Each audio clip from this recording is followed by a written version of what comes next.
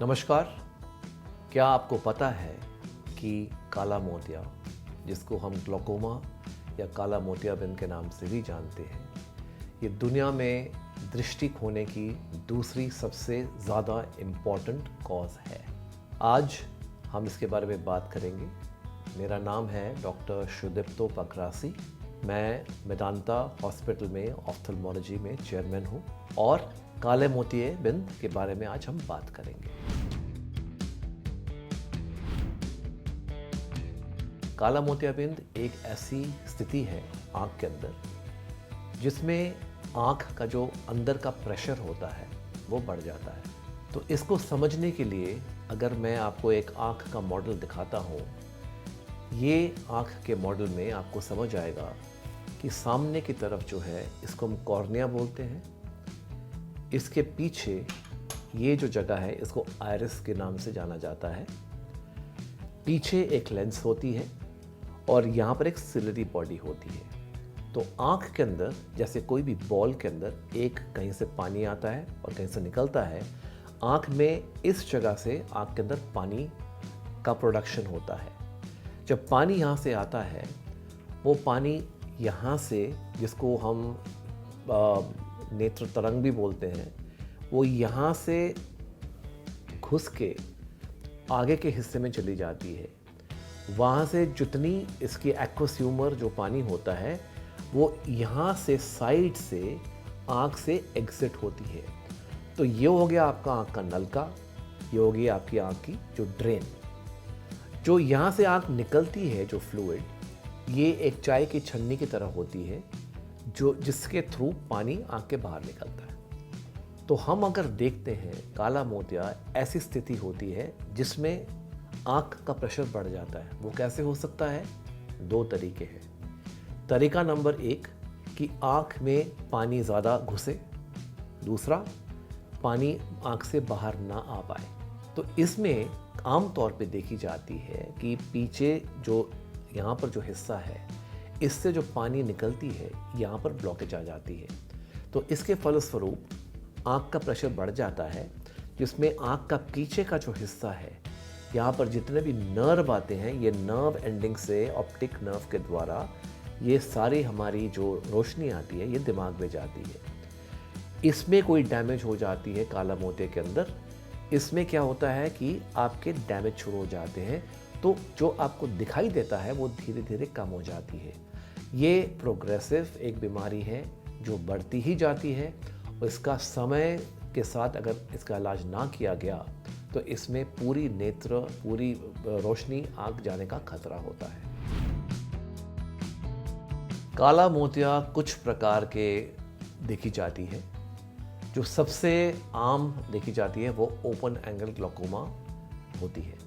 दूसरा एक और वैरायटी होता है जिसको हम एंगल क्लोजर बोलते हैं, जिसमें एंगल बंद हो जाती है और बिल्कुल हाई प्रेशर इमीडिएटली हो जाती है, जिससे लोगों को सिम्टम्स होती है।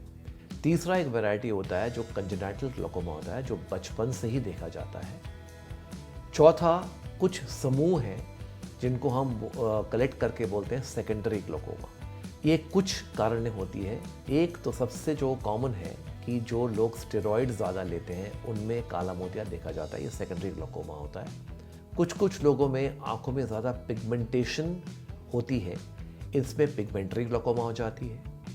कुछ में जो आंख के अंदर जो लेंस होता है, इसकी सूडो एक्सफोलिएशन, जैसे हमारा मांस चमड़ी से कभी हाथ से निकलता है, वो लेंस का जो कैप्सूल होता है इससे थोड़ा इसमें एक्सफोलिएशन हो जाती है, उसको सूडो एक्सफोलिएशन ग्लोकोमा बोलते हैं। और चौथा है जिसको हम नियोवास्कुलर ग्लोकोमा बोलते हैं, जहाँ पर नए नए खून की नलियाँ बन जाती हैं जिससे आपका पूरा पैसेज ब्लॉक हो जाता है। काला मोतिया का कोई सिम्टम नहीं होता। ये बहुत ही डेंजरस बीमारी है, क्योंकि अगर किसी को दर्द होता है, पीड़ा होती है, आँख लाली होती है, पानी आता है, वो भाग के आते हैं, पर इसमें किसी को सिम्टम ही नहीं होती।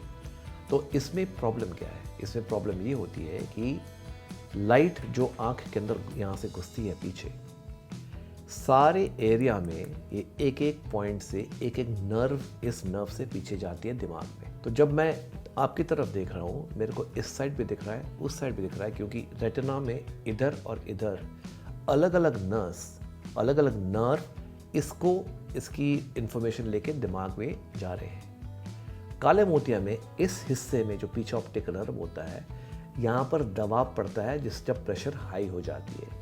ये नर्व उतनी अच्छी तरह फंक्शन नहीं कर पाते, धीरे धीरे थोड़े थोड़े एरियाज में रोशनी चली जाती है। तो इसका मतलब क्या हुआ, लोग ऐसे आते हैं जिनको थोड़े थोड़े धब्बे धब्बे नहीं दिखते शुरू में, और वो आम की ज़िंदगी में मालूम नहीं चल सकता जब तक आपकी जांच ना हो। कुछ और लोग आते हैं जिनको पूरा कंस्ट्रक्शन हो जाता है, बिल्कुल जैसे ट्यूब जैसे थ्रू दिखती है, वो बाद में एंड स्टेज ग्लोकोमा बोलते हैं, टनल विजन। इसका क्या मतलब हुआ, सारे नसों की जो आपकी जो रोशनी आ रही है नर्व के अंदर, वो सारे डैमेज हो जाते हैं और बिल्कुल ट्यूब के थ्रू दिखता है। ये एडवांस केसेस में दिख सकता है। तो इसके पहले ही आपको डॉक्टर के पास जाना चाहिए। कुछ लोग जिनको एंगल क्लोजर का अटैक होता है, उनमें सिम्टम्स होती है। सिम्टम्स क्या होती है, दर्द, लाली, हेडेक, सर में दर्द और उल्टी आना, सडन कुछ जो रेनबो फीलिंग होती है, जैसे इंद्रधनुष होती है, उस तरह की चीज़ें दिखने लगती है। इसमें एक्यूट आँख का प्रेशर जब बढ़ जाता है, आपको डॉक्टर के पास भाग के जाना पड़ता है।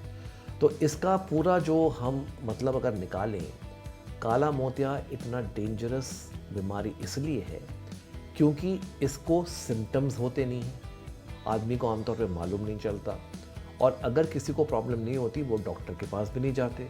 तो ये कहना बड़ा मुश्किल होता है लोगों की, बार बार आप आओ, अपनी आंखें चेक करवाओ, क्योंकि तभी डॉक्टर लोग ही आपका ये जांच करके आपको एडवाइस कर सकते हैं क्या क्या है। 4 चीज़ें देखी जाती हैं। एक होता है कि पूरी आंख की एग्जामिनेशन होती है, जिसमें ये एंगल भी देखी जाती है जो गोनियोस्कोपी से होती है। ये सारी चीज़ें स्लिट लैम्प एग्जामिनेशन जो हर एक आई का डॉक्टर करेगा, ये उसी समय ये संभव हो सकता है। दूसरा, हम आंख का प्रेशर चेक करते हैं। एक नॉर्मल हम लेके बोलते हैं कि आंख का प्रेशर 20 के करीब होता है, पर कुछ लोगों में प्रेशर बहुत हाई भी होता है, वो भी नॉर्मल होते हैं। कुछ में लो प्रेशर होता है, उसमें काला मोतिया होता है। तो ये सारा चीज़ एक साथ करके हम इसकी डायग्नोसिस करते हैं। तीसरी चीज़ होती है कि पीछे जो नर्व है, ये नर्व की एग्जामिनेशन होती है, जिसकी स्कैनिंग करके एक ओसीटी नाम की एक मशीन होती है जिसमें सारे नर्व फाइबर स्कैन होती है। चौथा नंबर, विजन फील्ड टेस्ट, कि कितने धब्बे धब्बे आपके आ रहे हैं, एक मशीन में बैठा के ये सारे टेस्ट होती हैं। और भी काफ़ी इसके टेस्ट होते हैं, पर ये 4 जो मेन टेस्ट हैं वो डॉक्टर आपके लिए करके आपको सलाह देंगे कि आपको काला मोतिया है कि नहीं, कुछ इलाज आपको चाहिए कि नहीं।